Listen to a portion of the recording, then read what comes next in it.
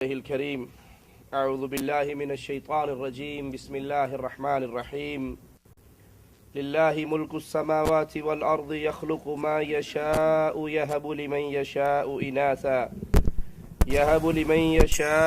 إناثا ويهب لمن يشاء الذكور. زمانہ جاہلیت میں عورت ذلت کی دلدل کے اندر گری ہوئی تھی.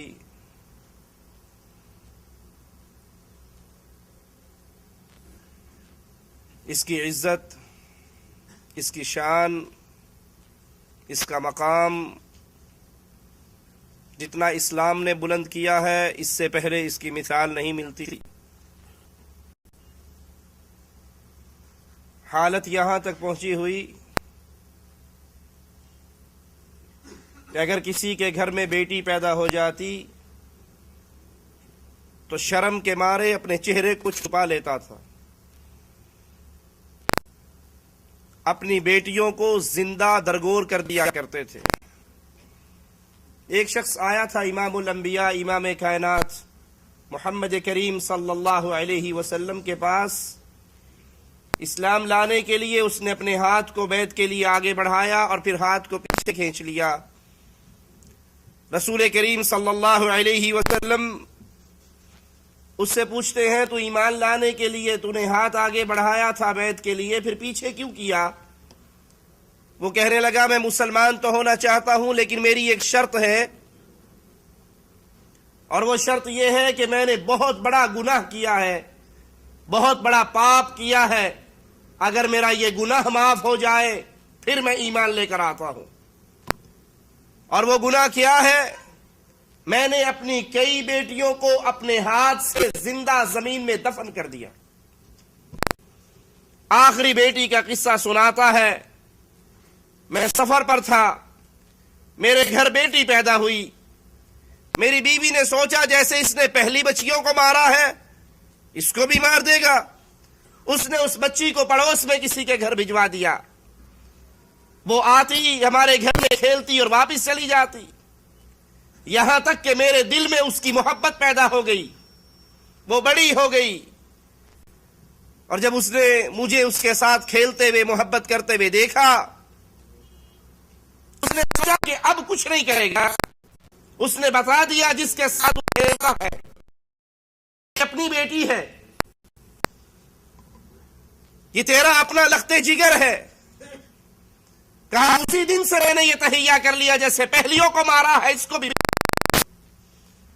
اس کے ساتھ کھیلنے کرتے ہوئے زمین میں گڑا کھودتا ہوں، اس کو اتارتا ہوں، پھر نعرے نکالتا ہوں، پھر اتارتا ہوں. اسی ہے باب اس سے مذاق.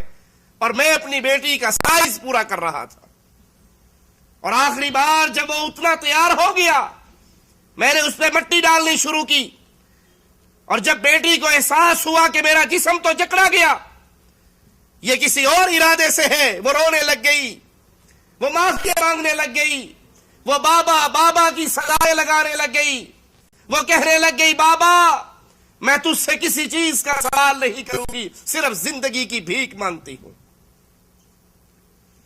وگرنہ قیامت کے دن میرا ہاتھ ہوگا اور تیرا گریبان ہوگا. لیکن اے اللہ کے نبی میرے دل پہ اثر نہ ہوا. میں اتنا پتھر دل کہ میں نے مٹی ڈالتے ہوئے اس کو بھی دفنا دیا اور اس کی چیخوں کو بھی دفنا دیا. وہ چیخیں آج بھی میرے پردہ سماج سے ٹکراتی ہیں. جب اس نے اپنا چہرہ اٹھایا امام الانبیاء علیہ الصلوۃ والسلام کے مبارک چہرے کی طرف دیکھا تو آقا علیہ الصلوۃ والسلام کی آنکھوں سے آنسو گر رہے تھے. جہالت کی یہ بیماری، اہل شرک اور اہل کفر کے دور کا یہ مرض آج کلمہ پڑھ لینے کے باوجود ہمارے معاشرے کے اندر بہت عام ہے. کتنے ہی وہ لوگ ہیں جو اپنے بیوی کا الٹرا ساؤنڈ کرواتے ہیں، پتہ لگتا ہے اگر پیٹ میں بیٹی ہے تو اس کا ابارشن کروا دیتے ہیں، حمل ضائع کروا دیتے ہیں. کتنے ہی بے وقوف وہ نوجوان ہیں جنہوں نے اپنی بیویوں کو 2 یا 3 بیٹیوں کے پیدا ہونے کے جرم میں طلاق دے دی. کتنے ہی وہ گھرانے اجڑ گئے جس گھر کے اجڑنے کا ایک سبب تیرے گھر میں بیوی نے بیٹی کیوں پیدا کی ہے. کتنی وہ ظالم ساس ہے جو اپنے بیٹے کے گھر کو اجاڑ دیتی ہے, اس کو طلاق دینے پہ مجبور کرتی ہے کہ پہلی بیٹی ہوئی, دوسری بیٹی ہوئی, تیسری بیٹی ہوئی, اور وہ نہیں سمجھتی کہ یہ بیٹیاں دینا, یہ بیٹے دینا بیوی کا کام تو نہیں ہے. یہ عورت کے اختیار میں تو نہیں کہ وہ اپنے پیٹ سے بیٹی نکالے یا بیٹا. للہ ملک السماوات والارض, زمین و آسمانوں کا, آسمانوں اور زمین کا بادشاہ اللہ ہے. یہب لمن یشاء اناثا, جس کو اللہ چاہتا ہے بیٹی عطا کرتا ہے. وَيَهَبُ لِمَن يَشَاءُ الذُّكُورَ, جس کو چاہتا ہے بیٹے عطا کرتا ہے. اور 3 دن پہلے ہمارے معاشرے سے ایک ٹیلی فون مجھے آیا جس کو سننے کے بعد طبیعت بے چین ہو گئی اور مجبور ہو کر بیٹی کی عظمت کو بیان کرنے کی ہم نے ٹھان لی. فون پہ کہنے والے نے کہا ہمارے پڑوس میں ایک گھر میں لگاتار 6ٹھی بچی پیدا ہوئی. لڑکا نہیں تھا, بیٹا نہیں تھا, 5 بیٹیاں تھی اور اب 6ٹھی دفعہ بھی بیٹی ہی پیدا ہوئی. باپ اتنا پتھر دل, باپ اتنا ظالم, اس گندے معاشرے کے اندر گندی سوچیں اس کے دل و دماغ میں ایسی بسی ہوئی. اس نے پیدا ہوتے ہی جب پتہ لگا بیٹی ہے, اس پیدا ہونے والے پھول کا گلے کو دبا کر مار ڈالا.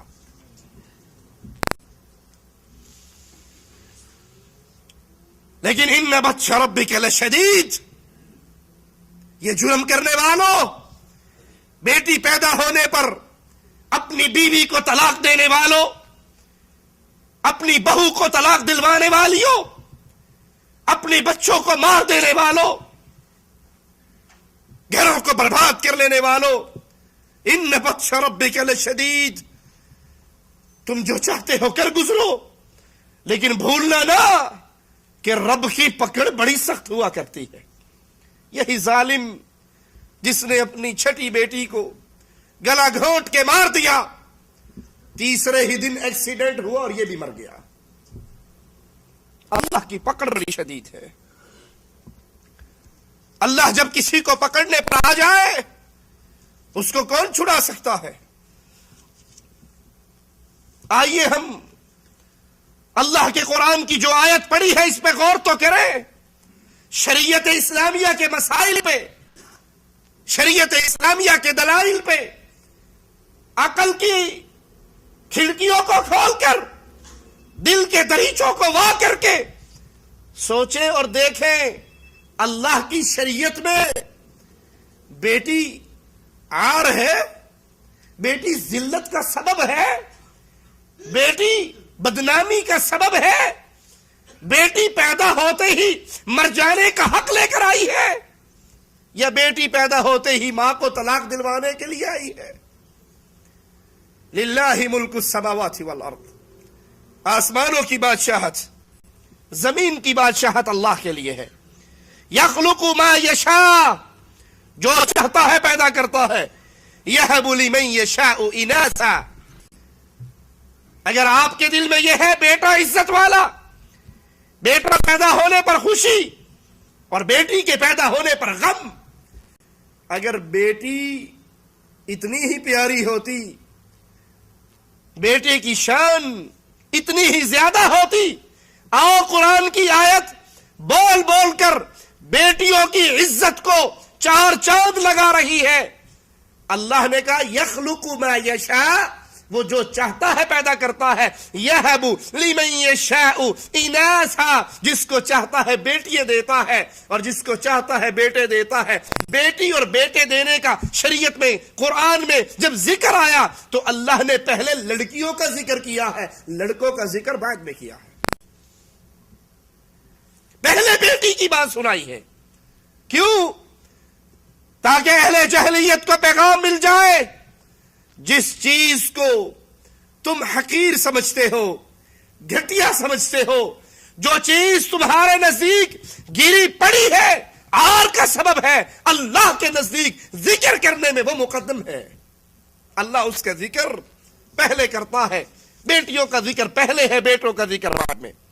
علامہ ابن قیم رحمہ اللہ فرماتے ہیں میرے نزدیک اس کی حکمت یہ ہے کہ اللہ نے بیٹیوں کو مقدم کیا، ان کو اہل جہلیت نے مؤخر کرتے تھے.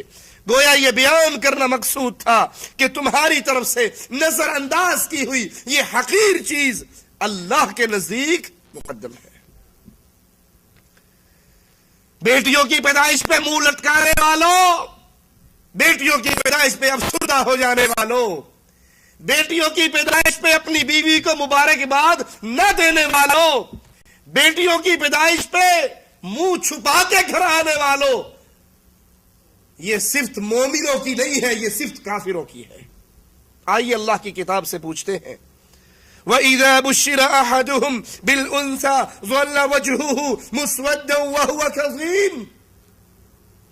وَإِذَا بُشِّرَ أَحَدُهُمْ بِالْأُنثَى، اللہ کفار کا ذکر کر رہا ہے کہ جب ان کو اگر بیٹی کی خوشخبری دی جائے کہ تیرے گھر میں بیٹی پیدا ہوئی ہے، تو اس کا چہرہ سیاہ ہو جاتا ہے، یہ غم سے بھر جاتا ہے. يَتَوَارَى مِنَ الْقَوْمِ مِنْ سُوءِ مَا بُشِّرَ بِهِ أَيُمْسِكُهُ عَلَى هُونٍ أَمْ يَدُسُّهُ فِي التُّرَابِ أَلَا سَاءَ مَا يَحْكُمُونَ. اس کو خبر دی جاتی ہے بیٹی کے بارے میں، اس کا منہ سیاہ پڑ جاتا ہے، اس کا دل غم سے بھر جاتا ہے. اسے دی گئی بشارت کی وجہ سے یہ لوگوں سے چھپتا پھرتا ہے. لوگ کیا کہیں گے میرے گھر میں بیٹی ہوئی. اب یہ سوچتا ہے کہ ذلت کے کڑوے گھونٹ پی کر میں بیٹی کو اپنے گھر رکھ لوں یا اسے مٹی میں دفن کر دوں. یاد رکھو ان کا یہ فیصلہ بہت برا فیصلہ ہے. یہ بیٹیوں کو مارنے والے یا بیٹیوں کی ماں کو طلاق دینے والے یا زندہ درگور کرنے والے یا گلا گھونٹ کر قتل کرنے والے یا حالت حمل میں جنس کا پتہ لگنے کے بعد بیٹی ظاہر ہونے کے بعد ابارشن کروانے والے، مالک کی کتاب کا فیصلہ ہے ان سب کے یہ فیصلے برے فیصلے ہیں. ایک اور مقام پہ غور کیجئے وَإِذَا بُشِّرَ أَحَدُهُمْ بِمَا ضَرَبَ لِلرَّحْمَنِ مَثَلًا، جب ان کو اس چیز کی خوشخبری دی جائے جس کی مثال یہ اللہ کے لیے گھڑتے ہیں. کفار مکہ کہا کرتے تھے فرشتے اللہ کی بیٹی ہیں، بیٹی کی نسبت یہ اللہ کی طرف کرتے تھے. جس چیز کی نسبت رحمان کی طرف کرتے، اگر ان کو اس لڑکی کی خوشخبری دی جائے تو پھر اس کا چہرہ سیاہ ہو جاتا ہے اور غم سے بھر جاتا ہے. امام ابن قیم رحمہ اللہ فرماتے ہیں بیٹیوں کی پیدائش پہ خفا ہونا، پریشان ہونا، دل کو بجھا لینا، غم زدہ ہو جانا اہل جہلیت کی عادات میں سے ہے، اور اللہ نے اپنے فرمان میں ان کی مذمت کی ہے. امام احمد ابن حنبل رحمہ اللہ، ان کے بیٹے صالح کے گھر میں بیٹی پیدا ہوئی تو امام احمد ابن حنبل رحمہ اللہ آ کر کس پیارے انداز میں مبارکباد دیتے ہیں. ان کے الفاظ پہ غور کرو. اپنے بیٹے سے کہتے ہیں تیرے گھر میں بیٹیاں پیدا ہوئی تو یاد رکھ انبیاء علیہم السلام بیٹیوں کے باپ تھے، انبیاء کی بیٹیاں ہوا کرتی تھی. یہ نعمت تو اللہ نے اپنے نبیوں کو دی ہے، نبیوں کے گھر میں بیٹیاں ہوئی. اور بے شک بیٹیوں کے متعلق جو احکامات اور جو خوشخبریاں قرآن و حدیث میں آئی وہ تجھے معلوم ہے. یعقوب فرماتے ہیں میرے ہاں 7 بیٹیاں پیدا ہوئیں، اور جب بھی بیٹی پیدا ہوتی امام احمد ابن حنبل تشریف لاتے اور مجھے آ کر کہتے یا ابا یوسف، اے ابو یوسف، الانبیاء آباء بنات، انبیاء بیٹیوں کے باپ ہوا کرتے تھے. یعنی اللہ نے انبیاء کو بھی کثرت سے بیٹیاں دی ہیں. بیٹی اور بیٹے کی ولادت پر مبارکباد دیتے ہوئے یاد رکھیے، لوگ جاہلوں کی رسموں میں مبتلا ہو کر بیٹا پیدا ہو جائے بڑی خوشی مناتے ہیں، بیٹا پیدا ہو جائے عقیقہ کرتے ہیں، بیٹا پیدا ہو جائے مٹھائیاں کھلاتے ہیں، اور بیٹی پیدا ہو جائے تو پڑوسیوں کو بھی خبر نہیں کرتے۔ کس منہ سے بتائیں گے میرے گھر بیٹی پیدا ہوئی ہے؟ اگر آپ اپنے بچے کی پیدائش پہ مبارکباد دینا چاہتے ہیں تو بیٹی اور بیٹے دونوں میں انصاف کرو۔ اگر بیٹے کی مبارکباد دیتے ہو تو جب اللہ بیٹی دے اس کی بھی مبارکباد دو، اگر بیٹی کی نہیں دی تو بیٹے کی بھی نہ دو۔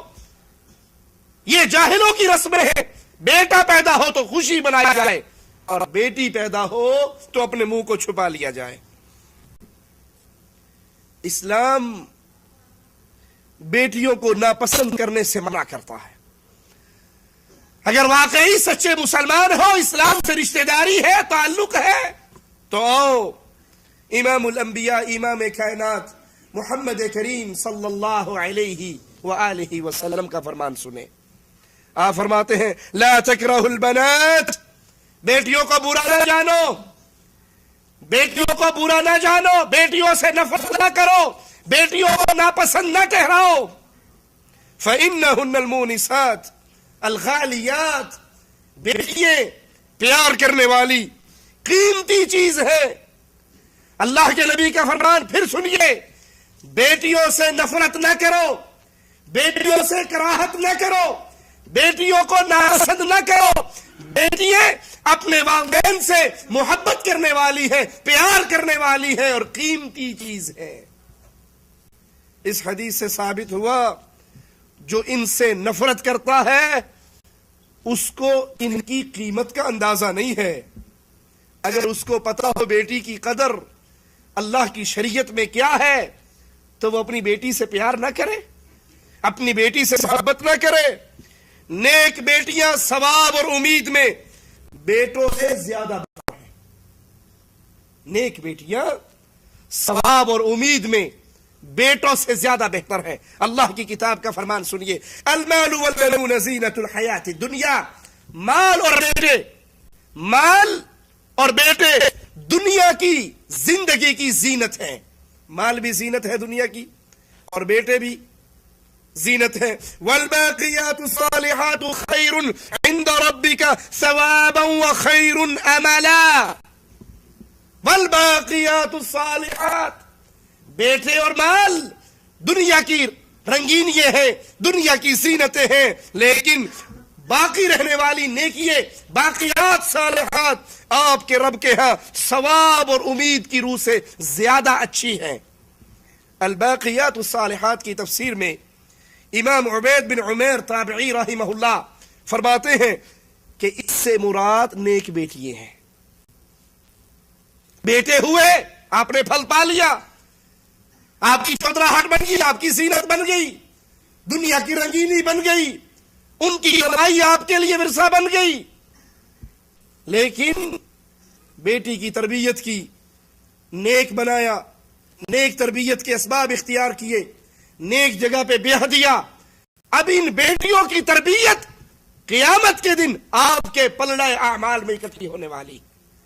اس آیت میں جس چیز کو اللہ کے ہاں ثواب اور امید کے لیے زیادہ اچھا تصور کیا جا رہا ہے وہ نیک بیٹیاں ہیں۔ بیٹی سے نفرت کرنے والوں، بیٹی کی پیدائش پر بیوی سے ناراض ہونے والوں، بیوی کو طلاق کی دھمکی دینے والوں، سسرال میں چھوڑ آنے والوں، یاد کرو یہ بیٹی تمہیں جہنم سے بچانے کا سبب بن سکتی ہے۔ اللہ کے رسول علیہ الصلوۃ والسلام کا فرمان مسند احمد میں ہے، غور کرنا۔ اللہ کے نبی علیہ الصلوۃ والسلام فرماتے ہیں من كان له 3 بنات فصبر عليهن وأطعمهن وسقاهن وكساهن، جس کی 3 بیٹیاں ہیں اور دین کے چھوٹے سے طالب علم ہونے کے ناطے میرے علم میں نہ پڑھی ہے، نہ سنی ہے، نہ نظر سے گزری ہے، کوئی ایسی روایت نہیں کہ کسی کے 3 بیٹے ہو تو وہ 3 بیٹے جہنم کی آگ میں اس کے لیے آڑ بن جائیں گے، جہنم کے لیے رکاوٹ بن جائیں گے. ہمارے علم میں ایسی کوئی روایت نہیں گزری. لیکن بیٹیوں کے بارے میں حدیث سنیے. آپ علیہ السلام نے فرمایا جس شخص کی 3 بیٹیاں ہو وہ ان پہ صبر کرے، اپنی استطاعت کے مطابق اپنی بیٹیوں پہ خرچ کرے، ان کو کھلائے، ان کو پہنائے، ان کی اچھی تربیت کرے. قیامت کے دن یہ 3 بیٹیاں اس کے اور جہنم کے درمیان پردہ بن جائیں گی. بیٹی پیدا ہونے پہ ناراض ہونے والوں، یہ تو اللہ کی بڑی پیاری نعمت ہے، یہ تو رحمت ہے جو آپ کے گھر آئی ہے. جس کی 3 بیٹیاں ہوں صبر کرے، ان کو کھلائے، ان کی تربیت کرے، اپنی استطاعت کے مطابق ان پہ خرچ کرے. قیامت کے دن اس کے اور جہنم کے درمیان یہ بیٹیاں کھڑی ہوگی، یہ پردہ بن جائیں گی، آڑ بن جائیں گی. جہنم کی آگ اس بندے تک نہیں پہنچ سکے گی. بخاری و مسلم میں ہے، مومنوں کی ماں سیدہ عائشہ رضی اللہ تعالی عنہا بیان فرماتی ہیں، ایک عورت میرے پاس آئی، اس کے ساتھ اس کی 2 بیٹیاں تھیں. مجھ سے سوال کیا، کھانے کے لیے کچھ مانگا، میرے پاس صرف 1 کھجور تھی. میں نے وہ 1 کھجور اس عورت کو دے دی. 2 بیٹیاں اس کے ساتھ ہیں، خود بھی بھوکی ہے اور بیٹیاں بھی بھوکی ہیں. مجھے یاد ہے کچھ لوگ بیٹیوں پہ خرچ کرتے ہوئے اپنے ہاتھ کو روک لیتے ہیں، بیٹوں پہ خرچ کرتے ہوئے ہاتھ کو کھول لیتے ہیں. پوچھو بھائی یہ کیوں کر رہے؟ کہا جی یہ تو بیٹے ہیں نا، میری اولاد ہے، اس کا فائدہ تو مجھے ہونے والا ہے. بیٹی تو بیاہ کے پرائے گھر چلی جائے گی، اس پہ خرچ کرنے سے مجھے کیا ملے گا؟ سیدہ عائشہ کے پاس 1 کھجور اس عورت کو دے دی. بیٹی اپنی ماں کے ہاتھ میں کھجور دیکھتی ہے، ماں کھجور کے 2 ٹکڑے کرتی ہے، ایک کے منہ میں دیتی ہے، دوسری کے منہ میں دیتی، اٹھ کے چلی جاتی ہے، خود کچھ نہیں کھاتی. امام الانبیاء گھر میں داخل ہوتے ہیں، مومنوں کی ماں آپ کو واقعہ سناتی ہے. اللہ کے رسول صلی اللہ علیہ وسلم کا فرمان، جس کے گھر میں بیٹیاں ہیں وہ خوش ہو جائے. نبی کی حدیث کو سن کر آپ فرماتے ہیں من ابتلی من البنات بشیء احسن الیہن کن له سترا من النار. جس کو اللہ نے بیٹیاں دی ہو، جس کو اللہ نے بیٹیاں دے کر آزمائش میں ڈالا ہو اور بیٹیاں ملنے پر فاحسن الیہن، اس نے احسان کیا ہو، ان کے ساتھ اچھا سلوک کیا ہو. یہ نہیں کہ بیٹی پیدا ہونے پر بیٹیوں کو بھی مارے، بیوی کو بھی مارے، سسرالیوں سے بھی لڑے. ہماری بیٹی ہے، میری بیوی ہے، اس کے گھر بیٹا پیدا ہوتا ہی نہیں ہے. سن لو، اگر اب بیٹی پیدا ہوئی میں تمہاری بیٹی کو طلاق دے دوں گا. بیٹیوں سے نفرت کرنے والے، اگر یہ بیٹی ان کے گھر میں پیدا نہ ہوتی تیرے گھر میں بیوی کیسے بنتی؟ اگر یہ بیٹی تیرے نانا کے گھر میں پیدا نہ ہوتی تیری ماں کہاں سے آتی؟ کیا جہالت کی سوچ ذہنوں کے اندر بیٹھ چکی ہے. آپ نے فرمایا جس کسی کو بیٹیوں سے آزمایا جائے وہ اپنی بیٹیوں کے ساتھ احسان کرے، اچھا معاملہ کرے. یاد کر لو یہ بیٹیاں اس کے اور آگ کے درمیان چادر بن جائیں گی. وہ انسان اپنی بیٹیوں پر احسان کر کے آگ سے بچ کے جنت میں داخل ہو جائے گا. بہت بڑے امام محدث اس حدیث کو بیان کرنے کے بعد کہتے ہیں بیٹیوں کی کفالت کا ثواب، غور سے سننا، بیٹیوں کی کفالت کا ثواب بیٹوں کی کفالت کے ثواب سے زیادہ ہے. بیٹیوں پہ خرچ کرنا، ان کی تربیت کرنا، ان کی کفالت کرنا، یہ اجر میں بیٹوں پر خرچ کرنے سے زیادہ ہے. کیونکہ نبی کریم صلی اللہ علیہ وسلم نے بیٹوں کی کفالت کے بارے میں ایسی کوئی روایت ہم تک اللہ کے نبی کی نہیں پہنچی۔ آپ نے فرمایا جس کو بیٹے ملے اس کی کفالت کرے تو یہ بیٹے جہنم میں اور اس کے لیے آڑ بن جائیں گے، ایسی کوئی روایت یہ محدث کہتے ہیں ہم نے نہیں سنی، لیکن بیٹیوں کی روایت آئی ہے جو بیٹیوں میں آزمایا جائے وہ صبر کرے، احسان کرے تو یہ قیامت کے دن آگ سے پردہ بن جائیں گی۔ آئیے غور کرتے ہیں احسان کرنے والا کون ہے، اس احسان میں کیا کیا معانی چھپے ہیں۔ جو ان پر صبر کرے، ان کی ماں کو تانے نہ دے، ان کے نانکے کو تانے نہ دے، ان کو مارے پیٹے نہ، ان کے ساتھ برا سلوک نہ کرے، ان پہ صبر کرے، انہیں اچھا کھلائے، اچھا پہنائے، ان پہ خرچ کرے، ان کی شادی کرے، ان پہ خرچ کرے معروف طریقے سے۔ یہ نہیں بیٹی نے کہا ابا جان ڈش انٹینا گھر میں لگنا چاہیے، بیٹی میں حاضر ہوں، تیری بات کیسے موڑ رکھتا ہوں، گھر میں ڈش انٹینا بھی آ جائے، فلمیں بھی آ جائے، گانے بھی آ جائے، بدماشی بھی آ جائے، عیاشی بھی آ جائے۔ ہم اپنی بیٹیوں پہ بڑا خرچ کرتے ہیں، بڑی محبت کرتے ہیں۔ کیسے؟ میری بیٹی اب فرسٹ ایئر میں ہے تو میں نے انگلش کا ٹیوٹر گھر میں ارینج کیا ہوا ہے، وہ آتا ہے بیٹی کے کمرے میں داخل ہو جاتا ہے اور باہر خبردار کسی کو میں اندر جانے کی اجازت نہیں دیتی، کیونکہ میری بیٹی اس سے انگلش پڑھ رہی ہے، اس کی تعلیم اور پڑھائی کے درمیان کوئی خلل نہ ہو۔ گیٹ پہ لگ جاتا ہے اندر بیٹی ٹیوشن پڑھ رہی ہے، اور یہ بھول جاتی ہے کہ اللہ کے نبی نے فرمایا تھا جہاں ایک لڑکا اور لڑکی اکٹھے ہوتے ہیں تیسرا شیطان ہوتا ہے۔ وہ ٹیوٹر بن کے گھر میں آتا ہے، داماد بن کے نکل جاتا ہے۔ یہ بے غیرتوں کا عمل ہے، یہ بیٹی سے محبت نہیں، یہ بیٹی کے دشمنوں والا عمل ہے۔ آپ ایک غیر آدمی کے ساتھ اپنی بیٹی کو چھوڑ رہے ہیں، ڈیلی وہ 2 گھنٹے بیٹھتے ہیں، آپ کو پتہ نہیں وہ کیا پڑھ رہے ہیں یا برائی کے کس راستے پہ چل رہے ہیں۔ بیٹیوں پہ خرچ کیا جائے معروف طریقے سے، شریعت کی حدود کے اندر رہ کر، پھر ان کی شادی کرے، بیٹی کی نیک تربیت کرے، شادی کے وقت بھی نیکی کو سامنے رکھے، مسلمان موحد مومن انسان سے شادی کرے، کسی مشرک سے، بے دین سے، بے نماز سے، حرام کمائی کرنے والے سے اپنی بیٹی کا نکاح نہ کرے۔ انہیں اچھے آداب سکھائے، ان کو اچھی رہائش دے، ان پہ شفقت کرے، ان کی کفالت کرے، ان کے ساتھ طرز عمل بہت اچھا اختیار کرے، ان کے بارے میں اللہ سے ڈرتا رہے۔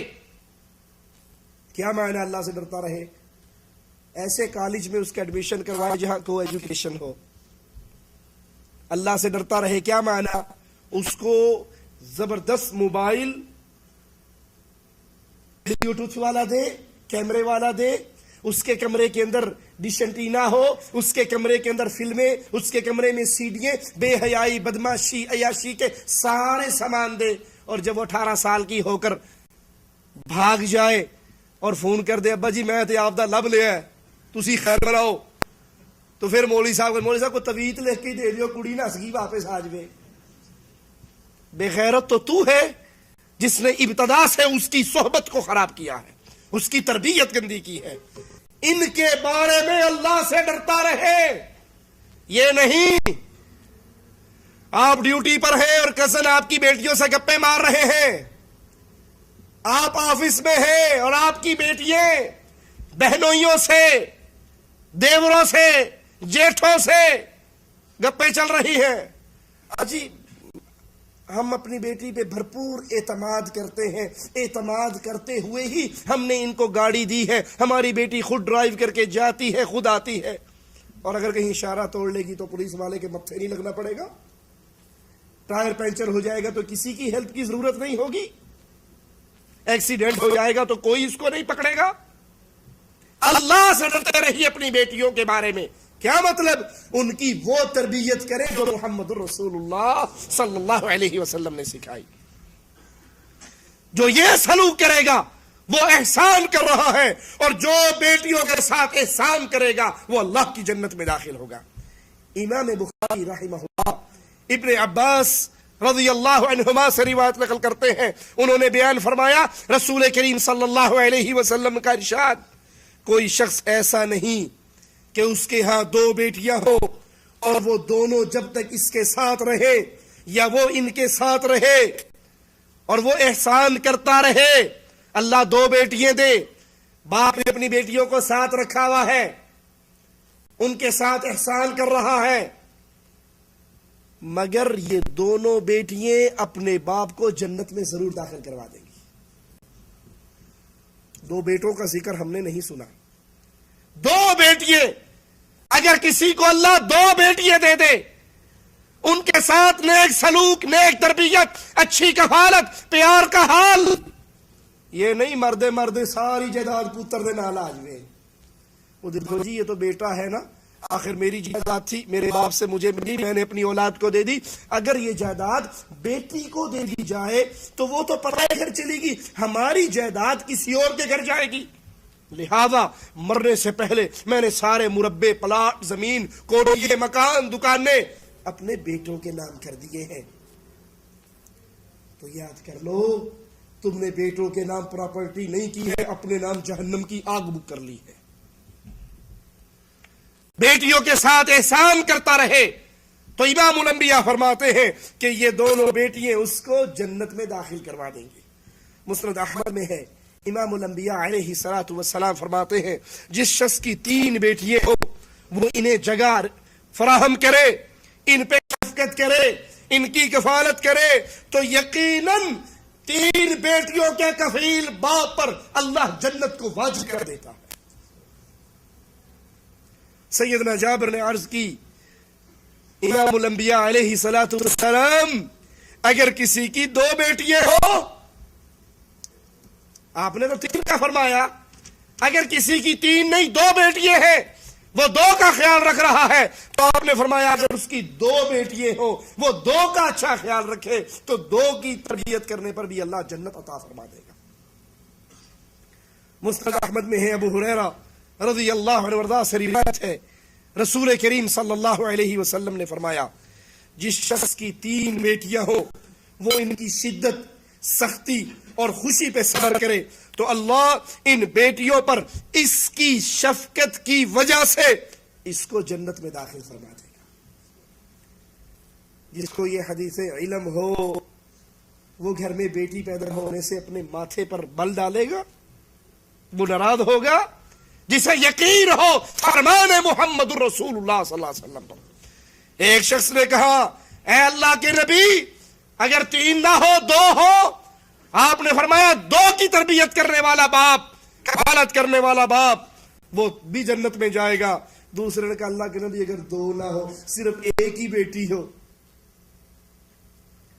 1 ہی بیٹی ہو، اس کا خیال رکھا جائے، تربیت کی جائے، کفالت کی جائے، پیار محبت کے سلوک ہو، فرمایا اگر 1 بیٹی بھی ہو، 1 بیٹی کی وجہ سے بھی وہ اللہ کی جنت میں داخل ہوگا۔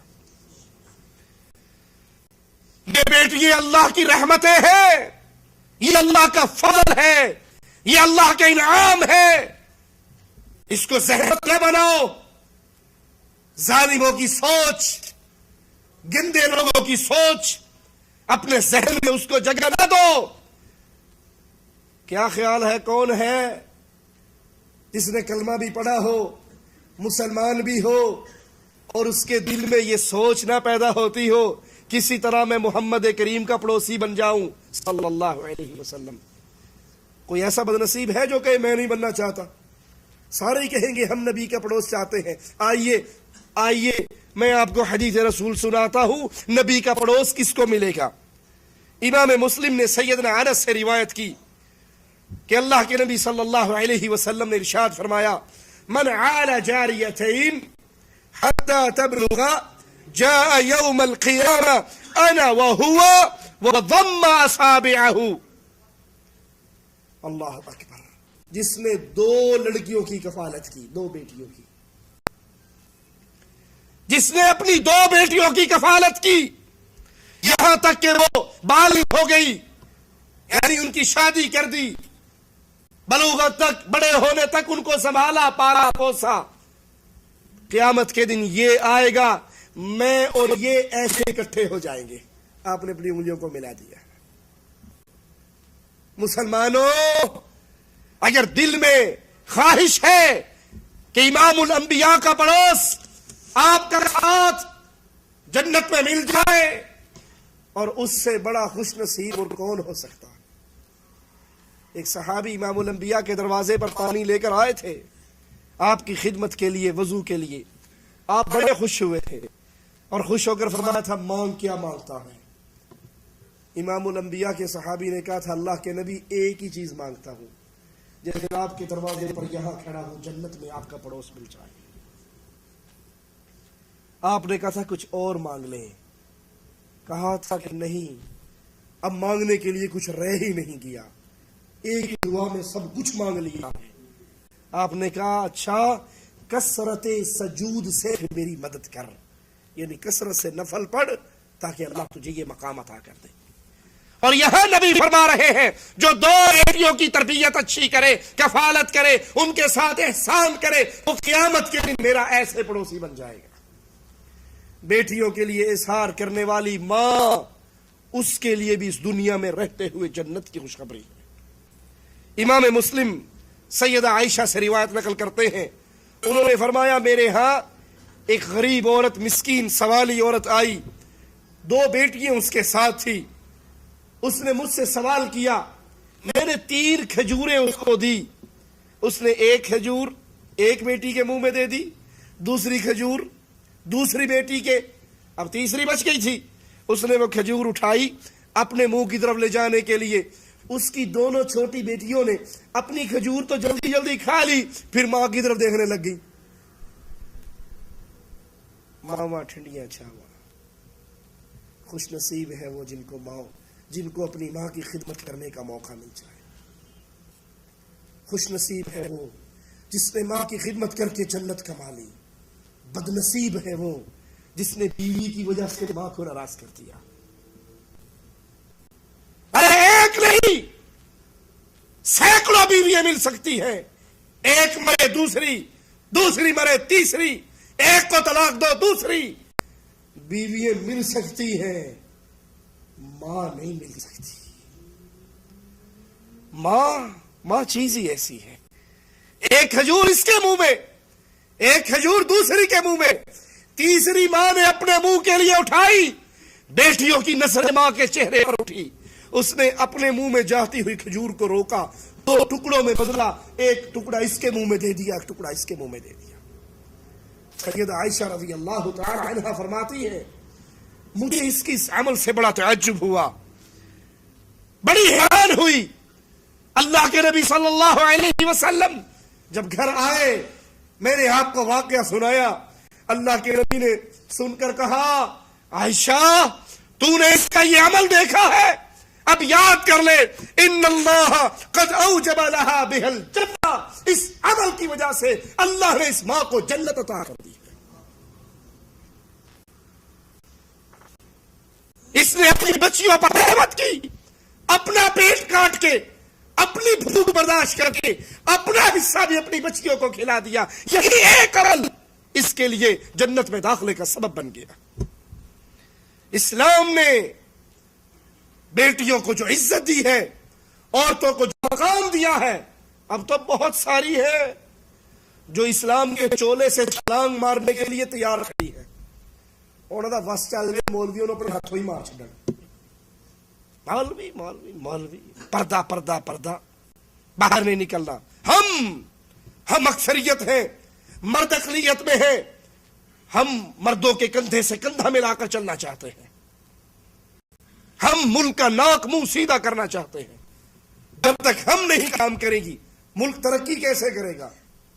ذرا ان ملکوں سے تو پوچھ لو جنہوں نے اپنی بیویوں کو گھر سے ترقی کے نام پہ ہی باہر نکالا اور اتنا ذلیل کر دیا.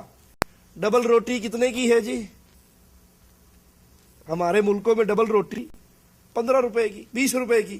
ڈبل روٹی کے اشتہار پہ بھی عورت، ڈبل روٹی کے اشتہار پہ عورت، صابن کے اشتہار پہ عورت، شیمپو کے اشتہار پہ عورت. عورتیں ہور کپا دی سنڈیاں مارن واسطے، مشہوری واسطے عورت. یہ عورت اتنی ذلیل ہو گئی، حالانکہ یہ عورت اتنی قیمتی ہے.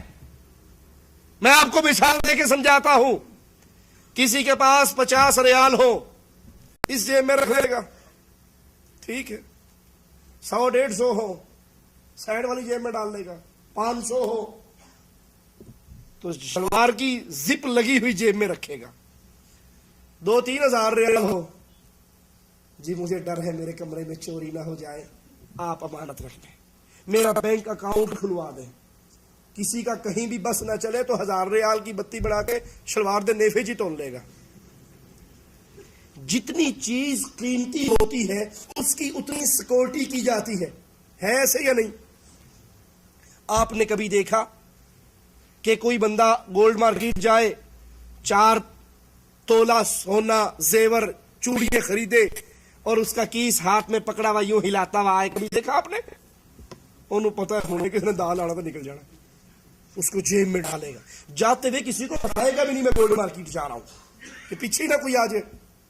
جتنی چیز قیمتی ہوتی ہے اتنی اس کی سیکورٹی زیادہ ہوتی ہے. سونے کی قیمت اس وقت تک نہیں بنتی جب تک یہ عورت کے ہاتھ میں نہ آ جائے. سونا بکری کو پہنا دو اچھا لگے گا، سونے کا ہار لے کے بھینس کے گلے میں ڈال دو اچھا لگے گا. یہ سونا سجے گا ہی تب جب ایک عورت کے گلے میں آئے گا، جب کسی کی بازوؤں میں آئے گا، اس کی ویلیو تب بنے گی.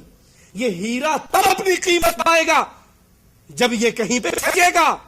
آؤ نبی کی حدیث سناؤں، آپ نے فرمایا پوری دنیا کے اندر سب سے زیادہ قیمتی چیز نیک بیوی ہے. پوری دنیا کے اندر سب سے زیادہ قیمتی چیز نیک بیوی. 4000 ریال ہو بینک اکاؤنٹ میں رکھتے ہو اور جو دنیا کی سب سے قیمتی چیز ہے اس کو میک اپ کروا کے موٹر سائیکل کے پیچھے بے پردہ بٹھا کے آؤ آؤٹنگ کرنے چلے. اے اگے ویکھنڈے اور پیچھے ویکھنڈے، دنیا اس کو دیکھ رہی ہے. بدماشی اور عیاشی کا بازار گرم ہے. آج عورتیں کاروبار کے نام پہ، دکانداری کے نام پہ، اتوار بازار کی شاپنگ کے نام پہ اسلام کی حدود کو توڑنے کے لیے تیار کھڑی ہیں اور سمجھتی ہے یہ پردہ دقیانوسی ہے، اور نہیں سمجھتی کہ اسلام سے پہلے تمہارا حال کیا تھا. تم زندہ درگور کی جاتی تھی. تمہیں عزت اسلام نے دی ہے. کتنی عزت دی؟ آؤ فرمان رسول علیہ الصلوۃ والسلام سنیں. بیٹی کی، لڑکی کی اسلام میں اتنی عزت ہے جب تک یہ اپنے نکاح پہ راضی نہ ہو اس کا نکاح نہیں ہو سکتا. پہلے تو یہ بھیڑ بکری کی طرح بک جایا کرتی تھی، اس کے آقا بدل جایا کرتے تھے، اس کو ظلم و ستم کی چکی میں پیس دیا جاتا تھا. اسلام نے عورت کو عزت دی. جب تک لڑکی راضی نہ ہو اس کا باپ بھی اس کا نکاح نہیں کروا سکتا. بخاری و مسلم میں ہے، امام الانبیاء نے فرمایا بیوہ کا نکاح اس کا حکم لیے بغیر نہ کیا جائے اور کنواری کا نکاح اس کی اجازت کے بغیر نہ کیا جائے. صحابہ نے عرض کی یا رسول اللہ صلی اللہ علیہ وسلم وکیف اذنها، کنواری کی اجازت وہ کیسے لی جائے گی؟ آپ نے فرمایا اگر کنواری سے آ کر اس کے نکاح کی بات کی جائے اور وہ خاموش ہو جائے تو اس کی خاموشی رضامندی ہے. کنواری کا چپ ہو جانا راضی ہونے کی دلیل ہے. اور بیوہ کیا؟ زبان سے بولنا ضروری ہے. صحیح بخاری میں ہے، سیدہ عائشہ سے روایت ہے، نبی کریم صلی اللہ علیہ وسلم نے فرمایا کنواری لڑکی سے نکاح کرنے کی اجازت طلب کی جائے. سیدہ عائشہ نے فرمایا اے اللہ کے حبیب علیہ الصلوۃ والسلام کنواری تو شرماتی ہے. آپ نے فرمایا اس کی اجازت اس کا خاموش ہونا ہے، اس کی اجازت اس کا خاموش ہونا ہے. ابو داؤد اور ترمذی میں ہے، امام الانبیاء نے فرمایا یتیم بچی سے اس کی جان کے بارے میں یعنی اس کے نکاح کے بارے میں حکم طلب کیا جائے گا. اگر وہ خاموش رہے تو یہی اس کی اجازت ہے، اور اگر وہ انکار کر دے اس پر کوئی زبردستی. یہ عورت کے حقوق جو اسلام نے اس کو عطا کیے ہیں. اچھا یہ اجازت لینی کب چاہیے؟ اجازت لینی کب چاہیے؟ آپ نے دیکھا ہے نا اکثر اجازت کب لی جاتی ہے؟ جب بالکل بارات آ جاتی ہے، لڑکی کو دلہن بنا لیا جاتا ہے، پھر ماموں صاحب رجسٹر لے کے اٹھتے ہیں اور اندر جاتے ہیں. ہاں جی تو یہ اجازت ہے. وہ روتی بھی ہے، اس کا پھڑ کے انگوٹھا لا دیں. شریعت نے یہ تعلیم نہیں دی. جب آپ کے گھر میں کوئی رشتے کے لیے آئے، یہ ہمارے ہاں کچھ شرم و حیا شریعت سے بڑھ کر ہے. شرم و حیا شریعت سے بڑھ کر ہے. اس وقت شریعت حکم دیتی ہے جب کوئی رشتہ مانگنے آئے تو اپنی بیٹی سے، اپنی بہن سے، اس عورت سے، اس لڑکی سے، اس بچی سے اس وقت سوال کرو کہ ایسا رشتہ آیا ہے، تجھے پسند ہے یا نہیں. ہمارے ہاں لڑکی سے یہ سوال کرنا ناک کٹنے کے برابر ہے. میں اپنی بیٹیوں سے پوچھوں گا؟ میں اس کا باپ ہوں. باپ تو ہے لیکن نکاح تو تیرا نہیں ہو رہا. جس کا نکاح ہو رہا اس غریب سے نہ پوچھ لے، اس سے تو اجازت لے لے. یہ نکاح جب نکاح خان آ کے پڑھانے لگے اس وقت رجسٹر پہ سائن کروانا لڑکی سے اجازت نہیں ہے. جب رشتہ آئے، رشتہ فائنل کرنے سے پہلے، رشتہ پکا کرنے سے پہلے اپنی بیٹی سے پوچھو. اس میں کوئی شرم نہیں، اس میں کوئی عار نہیں، یہ کوئی بے حیائی کی بات نہیں، بلکہ یہ اس معصوم بچی کا حق ہے. اس سے پوچھو فلاں ہے، دین میں ایسا ہے، دنیا میں ایسا ہے، شکل میں ایسا ہے، تجھے منظور ہے؟ اس وقت اگر وہ خاموش ہو جائے تو یہی اس کی رضامندی ہے. اور اگر وہ انکار کر دے تو شریعت اس لڑکی کو حق دے رہی ہے یا نہیں؟ دے رہی ہے. لیکن چودھری صاحب حق دیتے ہیں، خان صاحب حق دیتے ہیں، شاہ صاحب حق دیتے ہیں. تیری یہ جرت، باپ نے جو رشتہ پسند کیا تو ٹھکرا دے، میں تیرا گلا کاٹ دوں گا، میں تجھے مار دوں گا، تجھے آگ کر دوں گا، تجھے گھر سے نکال دوں گا. پھر اپنی بڑائی اس میں سمجھتے ہیں کہ اس نے میرا لایا ہوا رشتہ ٹھکرایا ہے، اب کسی بوڑھے آدمی سے اس کی شادی کروں گا، دیکھتا ہوں یہ گزارا کرتی ہے یا نہیں کرتی. یہ ظلم ہے اس کے ساتھ. شریعت اس کو اجازت دیتی ہے، شریعت اس کو اجازت دیتی ہے. اللہ کے نبی علیہ الصلوۃ والسلام نے اپنے ایک صحابی سے کہا میں تیری شادی نہ کروا دوں؟ کہنے لگا اللہ کے نبی غریب بندہ ہوں، مجھے کون رشتہ دے گا؟ آپ نے کہا جا فلاں گھر میں، جا فلاں گھر میں اس سے رشتہ مانگ. تصور ہے ہمارے انڈیا پاکستان میں وہ رشتہ مانگنے کے لیے بندہ خود آ جائے، اس کی ٹانگیں باقی بچ جائیں گی؟ تیری جرت. اور یہ صحابی خود اس گھر میں جا رہے ہیں، السلام علیکم، اللہ کے نبی نے مجھے بھیجا ہے، آپ کی بیٹی کا رشتہ مانگا ہے. یہ خوش ہو جاتا ہے، اپنی بیوی کو کہتا ہے اللہ کے نبی نے رشتہ مانگا ہے. جب اللہ کے نبی کی مجلس میں آتا ہے کہتا ہے اللہ کے نبی آپ کو کون انکار کر سکتا ہے، ہماری خوش نصیبی آپ نے رشتہ مانگا. کہا مانگا تو میں نے ہے پر اپنے لیے نہیں، اپنے اس صحابی کے لیے مانگا ہے. کہا اچھا میں اپنی بیوی سے پوچھ کر آتا ہوں. جب بیگم سے مشورہ ہوتا ہے کہتے ہیں وہ نبی نے اپنے لیے نہیں مانگا تھا، وہ تو جلیبیب کے لیے مانگا تھا. کہنے لگی اس کے لیے ہم نے تو فلاں کو انکار کر دیا، فلاں سردار کو انکار کر دیا، فلاں سردار کو انکار کر دیا، فلاں بڑے آدمی کو انکار کر دیا، اور یہ تو غریب سا، اس کے لیے مجھے نہیں منظور. اس کے لیے ابھی کچھ ناگواری کے الفاظ کہنے لگتی ہے، نا منظوری کے الفاظ کہنا چاہتی ہے. پردے کے پیچھے سے بیٹی بھی سن رہی ہے. وہ کہنے لگتی ہے ماں یہ نہ دیکھو میرا رشتہ کس کے لیے منظور کیا جا رہا ہے، یہ تو دیکھو میرا رشتہ مانگا کس نے ہے، میرے لیے دلہا کس نے پسند کیا ہے، میرے لیے خامد کس نے پسند کیا ہے، محمد الرسول اللہ صلی اللہ علیہ وسلم. اس سے بڑھ کر میری اور کیا خوش نصیبی ہے کہ میرا ہونے والا خامد محمد کریم کا پسندیدہ ہے. ماں مجھے منظور ہے. ماں باپ نے کہا جو تینوں منظور ہے تو سانو پھر کی تکلیف، ہمیں بھی منظور ہے، تو راضی تو ہم بھی راضی. اب سوچ لیجئے اس لڑکی کے اس جملوں پر، نبی کی صحابیہ کے اس جملوں پر کہ مجھے منظور ہے، اگر یہی جواب ہمارے گھر سے آ جائے، ہماری بیٹی بہن دے دے کہ مجھے منظور ہے، تو ہم اس کو کن معانی میں لے کر جاتے ہیں. اللہ سے دعا ہے اللہ ہمارے حال پہ رحم فرمائے، اللہ ہماری خطاؤں کو معاف فرمائے، اللہ ہمارے دل میں بیٹیوں کا پیار پیدا فرمائے. زمانہ جاہلیت کی سوچوں سے ہمیں نکالے. بیٹیوں کو اپنے گھر میں ان کی پیدائش پہ ہمارے چہرے پر مسکراہٹ آئے. یہ اللہ کی رحمتیں ہیں. ان کی تربیت کیجئے, ان سے محبت کیجئے, انشاءاللہ یہ جنت میں جانے کا سبب ہوگا. اقول قولی ھذا واستغفر اللہ لی ولکم ولسائر المسلمین فاستغفروہ انہ هو الغفور الرحیم.